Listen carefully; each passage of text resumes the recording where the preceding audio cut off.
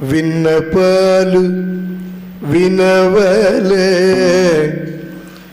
వింత వింతలు పన్నగపు దోమదర పైకెత్తవేలయ్య విన్నపాలు వినవలే వింత వింతలు. మంత్రాక్షదం గురుం శ్రీమన్నారాయణాచార్య రామానుజయతి భజే. విశిష్టాద్వైత సిద్ధాంత ప్రచారైక విహారిణి శ్రీమన్నారాయణాచార్య రామానుజయతిం భజే. శుక్లాంబరధరం విష్ణుం శశివర్ణం చతుర్భుజం ప్రసన్నవదనం ధ్యాయేత్ సర్వవిఘ్నోపశాంతయే. యస్య ద్విరదవక్త్రాద్యాం పారిషద్యాం పరస్సరం విఘ్నం నిఘ్నంతి సతతం విశ్వక్సేనం తమాశ్రయే. జ్ఞానానందమయం దేవం నిర్మలస్ఫటికాకృతిం ఆధారం సర్వవిద్యానాం హయగ్రీవముపాస్మహే. శ్రీరాఘవం దశరథాత్మజమప్రమేయం సీతాపతిం రఘుపురాన్వయరత్నదీపం ఆజానుబాహుమరవింద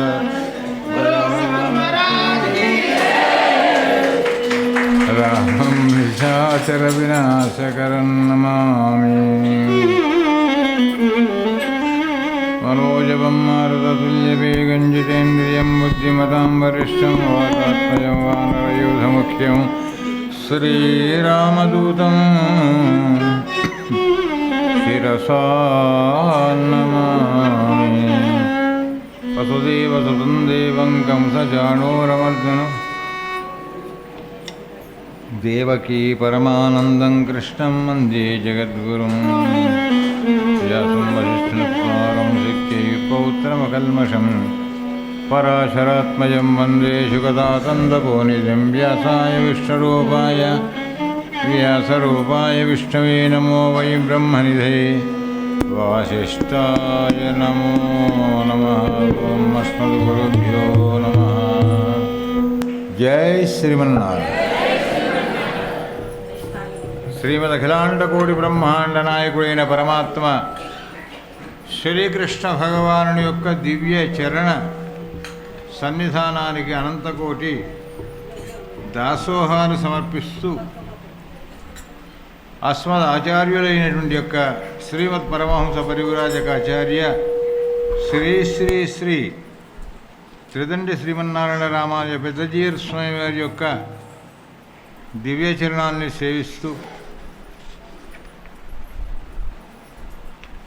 శ్రీమద్భాగవత జ్ఞాన రసయజ్ఞానికి పరిపుష్టిని కలిగింపజేసేటువంటి ఒక వాసుదేవ ద్వాదశాక్షరీ మంత్రాన్ని అనుగ్రహిస్తున్నటువంటి స్వామిని స్వాగతిస్తూ ఆ తర్వాత శ్రీమద్భాగవత జ్ఞాన యజ్ఞానికి అత్యంతమైనటువంటి రసవత్సరమైనటువంటి యొక్క సంగీత సామగానం ద్వారా స్వామిని ఆనందింపజేస్తున్నటువంటి యొక్క పెద్దల్ని స్వాగతిస్తూ శ్రీకృష్ణ చరిత్ర కథ అద్భుతమైంది, ఆనందమైంది అని. శ్రీమద్భాగవతము దివ్యమైన రస సాగరం అని దీనికి పేరు. ఈ సాగరంలో ఎంతమంది స్నానం చేసినా, ఎంతమంది ఈ సాగరంలో నీళ్లను పానం చేసిన, ఏమంటే సాగరంలో ఉండే నీళ్లు పానం చేస్తారా ఎవరైనా? ఉప్పు నీళ్లు కదా అంటే కాదు. ఈ భాగవత సాగరము సాక్షాత్తు చెరుకు రసంలాగా ఉంటుందట నీరు అటువంటిది. దేనికోసం ఇట్లా అయిపోయింది ఇది ఏంటిది? నీ పేరు భాగవత సాగరం అని పేరు పెట్టారు. ఆద్యంతం మధురం అనూహ్య భాగ్యం శ్రీకృష్ణ చరణామృతం అని దీనికి పేరు. ఆద్యంతం మధురం. మీరు తీయనైనటువంటి యొక్క చెరుకు గడను ఏ భాగంలో కొంచెం రుచి చూసినా అది తీపిగానే వస్తుంది. అట్లాగే భాగవతం కూడా ఎక్కడ ఏ కథను ముట్టుకున్నా, ఏ కథను గురించి ఆలోచించినా, ఏ కథను విన్నా, ఏ ఘట్టాన్ని స్పృశించినా అందులో మొదలు మన కథ వస్తుంది. మన కథ తర్వాత తన కథ వస్తుంది. మన కథలోంచి ఆయన కథలోకి ఎట్లా వెళ్ళాలో వ్యాస భగవానుడు చాలా అందంగా రాస్తాడు. ఆయనకు కూడా చెప్తాడు మాట, ఎవరికైతే మనస్సు ఆందోళనతోని, దుఃఖాలతోని, బాధలతోని, కష్టాలతోని ఉంటుందో బాబు, వాళ్ళు ఈ భాగవతాన్ని వినడం ద్వారా మళ్ళీ సుశాంతులైపోతారు. నేను కూడా ఈ గ్రంథం రాయకముందు బాధలలో, కష్టాలలోనే ఉంది నా మనస్సు. కానీ రాసిన తర్వాత ఏం జరిగింది అంటే ఒక్కసారిగా అతి వేడి ప్రదేశంలో కూర్చుంటే చల్లని గాలి వీస్తే శరీరానికి ఎంత ఆనందం కలుగుతుందో నాకు అలా అనిపించింది అంటాడు. ఎవరు? ఈ గ్రంథాన్ని రాసిన మహనీయుడు వ్యాసుల వారు. అందుకోసం భగవంతునికి ఎక్కడ కష్టం కలుగుతుందో, భగవంతునికి బాధ కలుగుతుందేమో అనేటువంటి వాళ్ళని ఏమంటారంటే పరమ భాగవత ఉత్తములు అంటారు. స్వామి మాకేమైనా పర్వాలేదు కానీ నువ్వు క్షేమంగా ఉండాలని కోరుకునే వాళ్ళు భాగవత ఉత్తములు, మంచి పరమ భక్తులు. ఓ నలుగురు భక్తులు వెళ్ళారట తిరుపతికి. ఏదో దర్శనం అయిపోయింది. మళ్ళీ వాపసు వస్తున్నాక అక్కడ బోర్డు ఉంటుందండి. ఏముంటుంది ఆ బోర్డు మీద? పునర్దర్శన ప్రాప్తిరస్తు అంటారు. వీళ్ళు ఆ బోర్డును చూడలేదట. స్వామి మేము మాత్రం మళ్ళీ తిరుపతికి రాకుండా ఉండేట్టుగానే మమ్మల్ని దీవించు. మనం అంటామా అట్లా? కానీ వాళ్ళు అన్నారు, అసలు సుప్రభాతమైనప్పటి నుంచి నువ్వు నిలబడి ఉంటే తోమార సేవ, సహస్రనామార్చన, ఇంకేదో ఆరాధన, ఏదో నివేదన చేస్తున్నారు. భక్తులు వస్తున్నారు, నిన్ను చూస్తున్నారు, అడుగుతున్నారు, పోతున్నారే తప్ప వాళ్ళ కోరికలు ఒక్కడైనా నీకు కాళ్ళు నొప్పులు పెడుతున్నాయా స్వామి? ఇంతసేపు అయి నిలబడి అన్నవాడెవడన్నా ఉన్నాడా? కనీసం పాదసేవ చేయాలి అనే కోరిక ఉన్నవాడు ఎవడన్నా ఉన్నాడా? ఎన్ని ఏళ్ల నుంచి నిలబడ్డావు స్వామి నువ్వు కాళ్ళు నొప్పులు పెట్టగా? అందుకోసం నువ్వు కష్టపడుతూ నిలబడుతూ ఉండడం మాకు, మీ కష్టం మాకు ఇష్టం లేదు. కానీ ఎక్కడికి రమ్మని దీవిస్తావో తెలుసునా? శ్రీరంగంలో నువ్వు హాయిగా పడుకున్నావు. నీకు అలుపు తీరేటట్టుగా శ్రీదేవి, భూదేవి, నీలాదేవి, గోదాదేవి మొదలు వాళ్ళందరూ కూడా నీ పాదాలని అక్కడ సేవ చేస్తున్నారు. పాదాలకు అక్కడ ఎంతసేపు నిన్ను చూసినా మాకు ఆనందం. కానీ ఈ నిలబడడం ఇక్కడ దాదాపుగా ఏమైపోయింది నీ పరిస్థితి చివరి వరకు? ఓ కాలం నాడు సాయంకాలం పూట 10 గంటలకు 9 గంటలకు ఏకాంత సేవ జరిగితే తెల్లవారి 4:30కేమో సుప్రభాతం పాడి, అంటే 10, 11, 12, 1, 2, 3, 4, 7 గంటల విశ్రాంతి 7 కొండల వాడి. అది రాను ఇప్పుడు ఎక్కడికి వచ్చింది స్వామి? రాత్రి 2 గంటల కానీ ఏకాంత సేవ. ఇంకా స్పెషల్ డేస్ అయితే 2:30కు ఏకాంత సేవ. 3 గంటలకు సుప్రభాతం. నువ్వు పడుకునేది ఎంత? ఇంకా స్పెషల్ అయిన డేస్ అయితే అర్చకులు, పాత అర్చకులు, రాత్రి పనిచేసిన అర్చకులు ఏం చేస్తారంటే జో అచ్యుతానంద జో జో ముకుంద లాలి పరమానంద రామ గోవింద జో జో కంసల్యా సుప్రజా రామ పూర్వా సంధ్యా ప్రవర్తదే ఉత్తిష్ట నరస. పడుకుడు ఎప్పుడు, లేవడం ఎప్పుడు స్వామి? నీకు సుఖమే. నీవు సుఖంగా లేవు గనక ఈ ప్రపంచంలో కూడా ఎవ్వరు సుఖంగా లేరు. మనం ఇది గమనించడం లేదండి.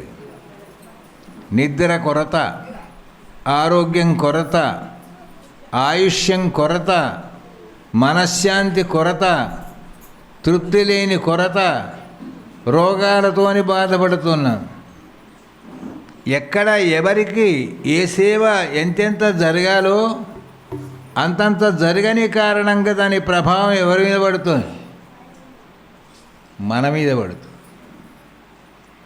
కనుక మనం ఏం చేస్తున్నాం? మరి మన కోసం ఉన్నాడు ఆయన స్వామి వైకుంఠనాథుడు. శ్రీ వైకుంఠ విరక్తాయ స్వామి పుష్కరిణీ తటే రమయ రమమాణాయ వెంకటేశాయ మంగళం అని అక్కడ ఆ వైకుంఠ లోకంలో తట్టుకోలేకపోయేట భక్తులు చేసే సేవలు. అక్కడ గంధం పూసేవాళ్ళు ఎంతమంది అండి? 10 లక్షలు. పూలమాలలు వేసేవాళ్ళు 10 లక్షలు. మరి ఇంకా విసిరేవాళ్ళు, హారతులు ఇచ్చేవాళ్ళు అయితే అబ్బా తట్టుకోలేకపోతున్నాను. ఇక అందుకోసం ఇక్కడికి వచ్చి ఉంటానని తిరుమలలో ఉంటే ఇక్కడ మాత్రం ఆయన నిద్రపోనిస్తున్నారు. ఆ పరిస్థితి ఎక్కడికి పోయినా బిజీ ఉన్న మనిషి బిజీ అయి ఆయనకి ఎక్కడ ఉన్నా కూడా ఇదే కష్టం తప్పడం లేదు. కానీ ఏం చేస్తాడు? అప్పులైన వాడికి నిద్ర పడుతుందానండి. ఏ సుముహూర్తంలో కుబేరుడి దగ్గర డబ్బు తీసుకున్నాడో పెళ్లి కోసం. ఆయన కుబేరుడు సామాన్యుడు కాదు. వడ్డీకి వడ్డీ, ఆ వడ్డీకి చక్రవడ్డీ, ఆ వడ్డీకి బారు వడ్డీ, ఆ బారు వడ్డీకి ఇంకో వడ్డీ కట్టి దాన్ని తడిసి మోపడి చేసి కూర్చున్నాడు. కలియుగాంతం వరకు వడ్డీ కడతానయ్యా. కలియుగాంతం అయిపోయిన తర్వాత కొండ కింది నుంచి మా ఆవిడ వస్తుంది. ఎవరు? లక్ష్మీదేవి. ఆమె డబ్బులు ఇచ్చేస్తుంది. అలాగా అవిశ్రాంతంగా ఆయన ఉన్నాడు స్వామి. ఆయన నిద్రపోనియడం లేదు. మనం పురాణం విన్న తర్వాత ఒక 10-15 నిమిషాలు భోజనం చేసి మళ్ళీ 2 గంటలకేనట అంటే అయ్యో 5 గంటలకున్నా బాగుండు అని అనుకుంటున్నాం. 7 రోజులకే. కానీ ఇంతకాలం కలియుగం ప్రారంభమైనప్పటి నుంచి నిలబడ్డాడు ఆ స్వామి. అందుకోసమే ఆ స్వామి మనందరినీ కూడా శక్తివంతులని మననం చేయడం కాదు, ఆయన శక్తివంతులై ఉండి చల్లగా ఉండి తృప్తిగా ఉండి ఆనందంగా ఉండాలని మనం కోరుకుంటే మనమందరం కూడా అలాగే ఆనందంగా ఉండాలని ఆయన అనుకుంటాడు. అలా కోరుకున్న వాళ్ళు ఎవరు అంటే పరమ భాగవత శిఖామణులు. వాళ్ళ కథలే వస్తాయి భాగవతంలో. కనుక ఉదయమే ఒక భాగవతోత్తముడి కథ విన్నాం. ఎవరైనా ధ్రువుడు, వయస్సు ఎంత? 5. ఏం చెప్పింది తల్లి? దిక్కులేని వాళ్లకు అంతేరా నాన్న. అయితే అమ్మ మనం దిక్కున్న వాళ్ళమా దిక్కులేని వాళ్ళమా? దిక్కులేని వాళ్ళమే. ఎవళ్ళమైనా దిక్కులేని వాళ్ళం. కనుక ఆ దిక్కును చూపించేవాడిని పట్టుకోమని చెప్పింది తల్లి. వెళ్ళాడు, పట్టుకున్నాడు. పట్టుకుంటే ఆయన వదిలిపెట్టాడా? పట్టుకునేదాకనేనండి భగవంతుడు. పట్టుకున్నాడు. ఈయన 26,000 సంవత్సరాలు రాజ్య పరిపాలన చేయి మహానుభావుని కా. 26,000 సంవత్సరాలే ఉన్నాడు ఆయన. మరి ఇప్పుడు కలియుగం పుట్టి ఎన్ని సంవత్సరాలైంది? ఇది ఎప్పటి కథ? కృతయుగం నాటి కథ. కలియుగం పుట్టే 5,150 సంవత్సరాలు అవుతుంది అంటే కృతయుగం పాయ్, త్రేతాయుగం పాయ్, ద్వాపరయుగం పాయ్, కలియుగం వచ్చేసింది. అంటే ఎన్ని లక్షల సంవత్సరాలు అయిందో ఇప్పటికీ. ఇంకా కథ చెప్పుకుంటున్నామంటే ధ్రువుడు ఉన్నట్ట లేనట్ట ఉన్నట్టు. ఎక్కడున్నాడు ఆయన? ఎక్కడ భాగవతం చెప్తే అక్కడ ధ్రువ చరిత్ర వస్తుంది, అక్కడ ఆయన ఉంటాడు. అద్భుతమైనటువంటి ఒక ఈ చరిత్ర. నిశమ్య కౌశారవిణోపవర్ణితం ధ్రువస్య వైకుంఠపథాధిరోహణం ప్రరూఢభావో భగవజ్జోక్షజం త్యజోక్షజం ప్రష్టుం పునస్తం విధుర ప్రచక్రమే కేతే ప్రచేతసో నామో కశ్యపత్యాని సువ్రతః కస్యాన్వవాయే ప్రఖ్యాత కుత్ర వా సత్రమాసతః మన్యే మహాభాగవతం నారదం దేవదర్శనం येन प्रोक्तं क्रियायोग परिचर्या वितिर्हरे स्वधर्मशीलै पुरुषैर्भगवान् यज्ञपूरुषः युज्यमानो भक्तिमता नारदे नीडितः किल यास्ता देवर्षिता तत्र वर्णिता भगवत्कथा मह्यं शुश्रूषवे ब्रह्मन् कार्ष्णेनाचष्टुमर्हसि ध्रुवश्च चोल्कलपुत्रो पितरप्रस्थिते वनं सार्वभौमश्रियं नैच्यादधिराजासनं पितुः. భగవంతుడు తలుచుకుంటే ఏదైనా చేయగలుగుతాడు, ఎవరినైనా చేయగలుగుతాడు. భగవంతుడు తలుచుకుంటే ఏమవుతుందట అండి? కలిత. ఓ రాజుగారు అడిగారట,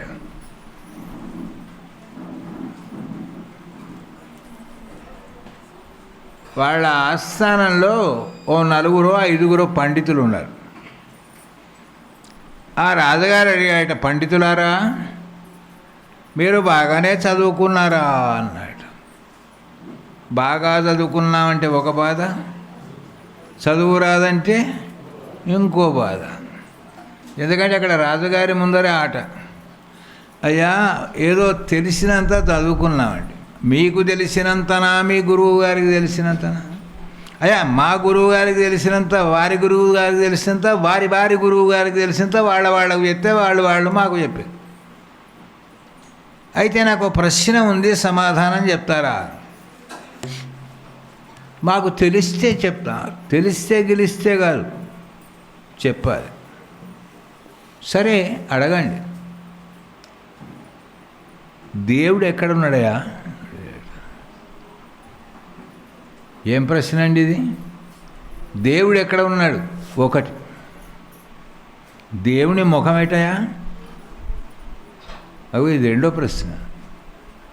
దేవుడు ఎక్కడున్నాడు?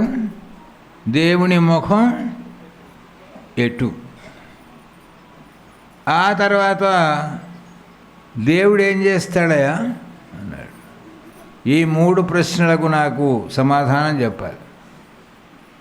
దేవుడు ఎక్కడ ఉన్నాడు? దేవుని ముఖం ఎటు? దేవుడు ఏం చేస్తాడు? 5 పండితులు ఓళ్ళ ముఖం వాళ్ళు చూసుకున్నాడు. తప్పిందా? జవాబు, మీ తల మీద మెడ మీద ఉండే తల కూడా తప్పిపోతుంది. ఇంకేముంది కనుక మహారాజా, ప్రశ్నకు సమాధానం చెప్పే ప్రయత్నం చేస్తాం కానీ ఒక 1 నెల రోజుల టైం ఇస్తారా? ఇస్తా. 1 నెల రోజులు కాదు, 40 రోజుల టైం ఇస్తపోండి, కానీ జవాబు సరిగ్గా లేదా మీరు మాత్రం ఇక్కడ ఉండడానికి వీలు లేదు. వీళ్ళు ఇంట్లో ఉన్న పుస్తకాలను వెతుకరు, ఈ ప్రశ్నకు సమాధానం దొరుకుతుందేమో. భార్యలను అడిగండ్రు, పిల్లనిచ్చిన మామగారిని అడిగండ్రు, కనిపించిన గురువులను అడిగండ్రు, ఎక్కడా సమాధానం దొరకలేదటండి. 3 రోజులు ఉంది టైమిగా. రాజుగారి దగ్గర నుంచి మనిషి వస్తాడు. పండితులు అనుకున్నట, ఈ బతికిన దానికంటే చక్కగా అడిగిపోయి తలా ఒక మంచి తాడు, మంచి కంపెనీ తాడు తీసుకొని మెడకు పోసుకొని, ఏం పోసుకొని ఊరి పోదాం అంతే. ఇక్కడ జవాబు దొరకదు, కానీ అక్కడికి పోయినాకనే దొరుకుతుందేమో అని వీళ్ళు నలుగురు చెట్టు కింద కూర్చొని అనేకమైనటువంటి ఆలోచనలతోని బాధలు పడుతున్నారట. ఇంతలో ఆయన గొల్ల కాపరి వచ్చాడు. ఈ అయ్యగారులేమో పెద్ద పెద్ద కంకణాలు పెట్టుకొని ఉంగరాలు పెట్టుకొని శాలువగా పూన్నారు.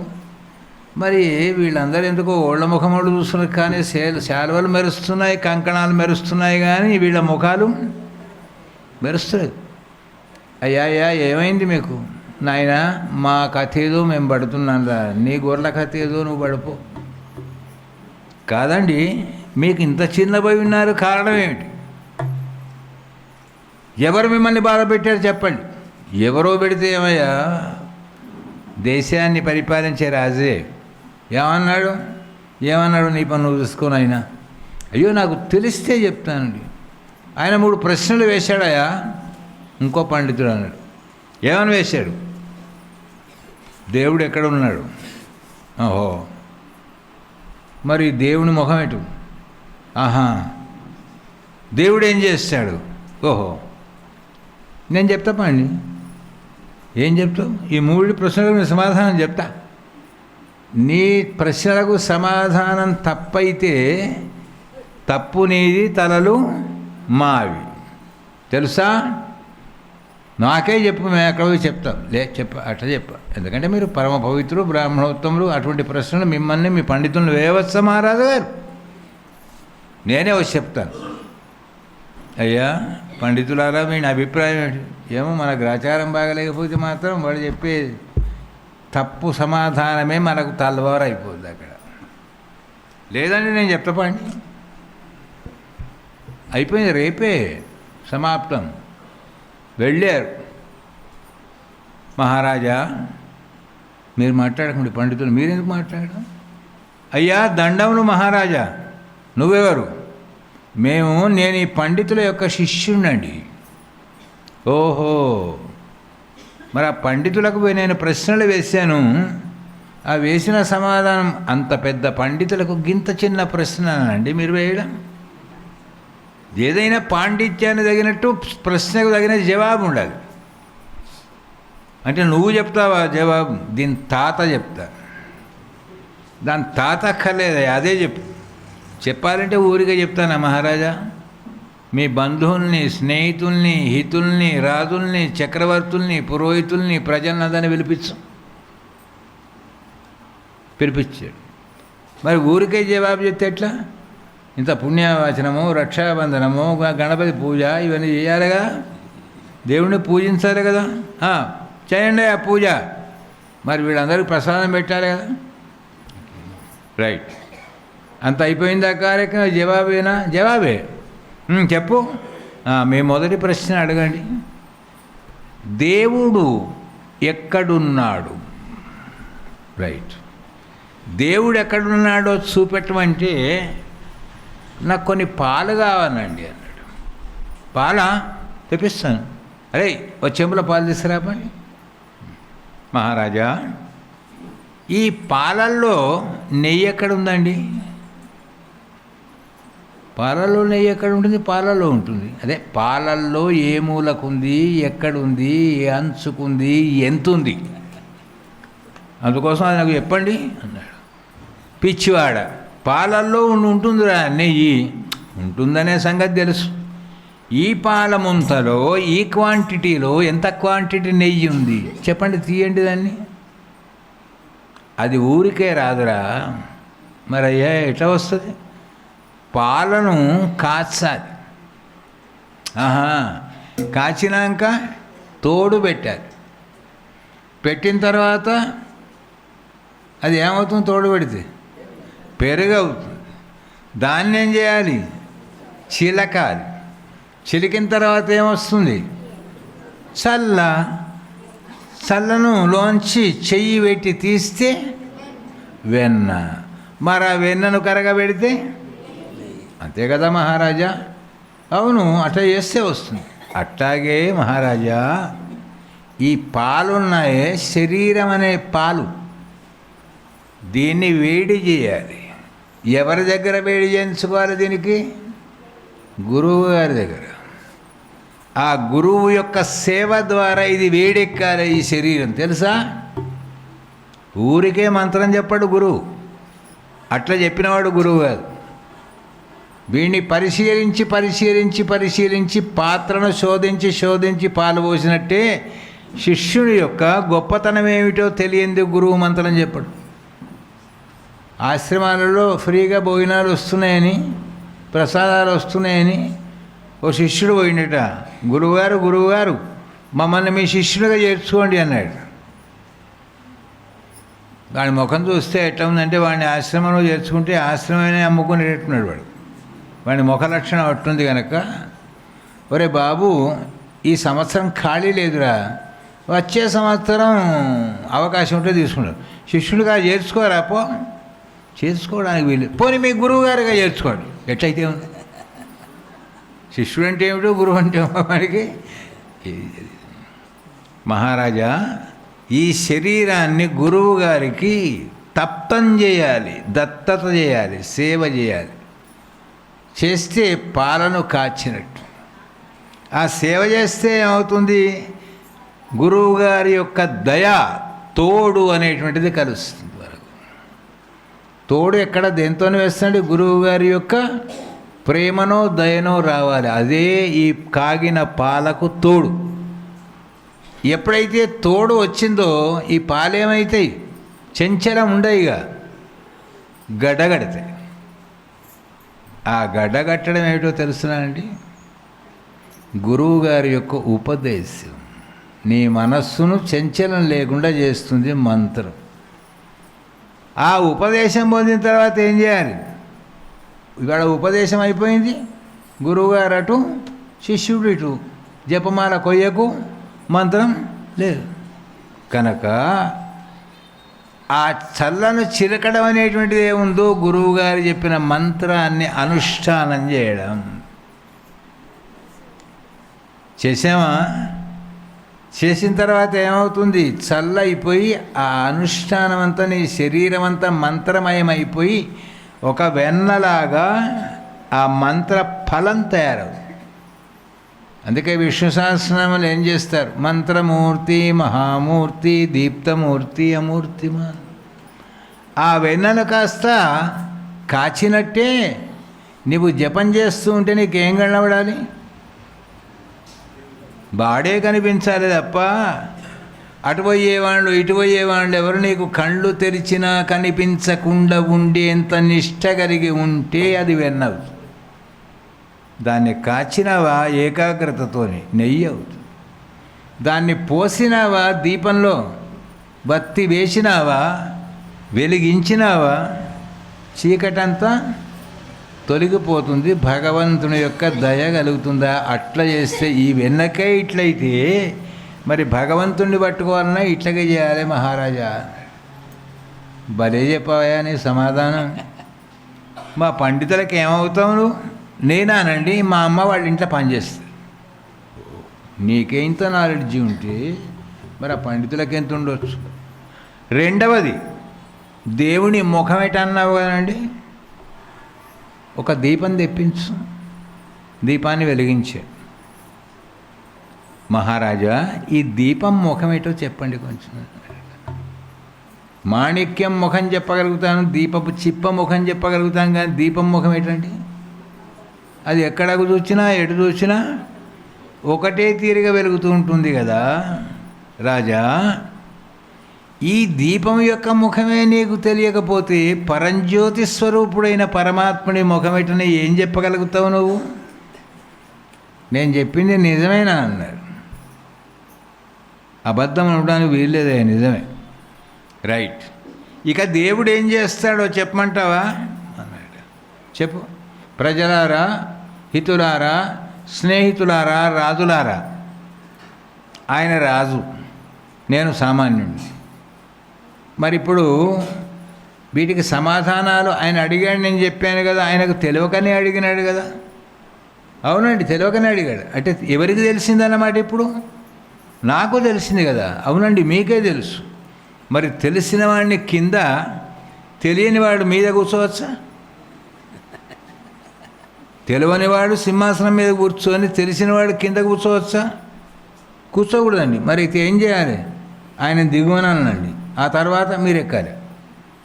ఆయన దిగాడు, ఈయన ఎక్కాడు. మహారాజా, దేవుడు ఏం చేస్తాడంటే కూర్చున్న వాడిని దించుతాడు, దించిన వాడిని ఎక్కిస్తాడు. ఇది భగవంతుడు చేసేటువంటి యొక్క పరిస్థితి. మనందరినీ ఎక్కడికి ఎక్కించాలి అంటే మన మనస్సులు పండి మంత్రం సిద్ధి అయితే మళ్ళీ దిగకూడని సింహాసనం ఎక్కించాలి భగవంతుడు. 5 ఏళ్లకోసారి దిగి ఎక్కే సింహాసనం వద్దు మనకు. ఎక్కామా సింహాసనం,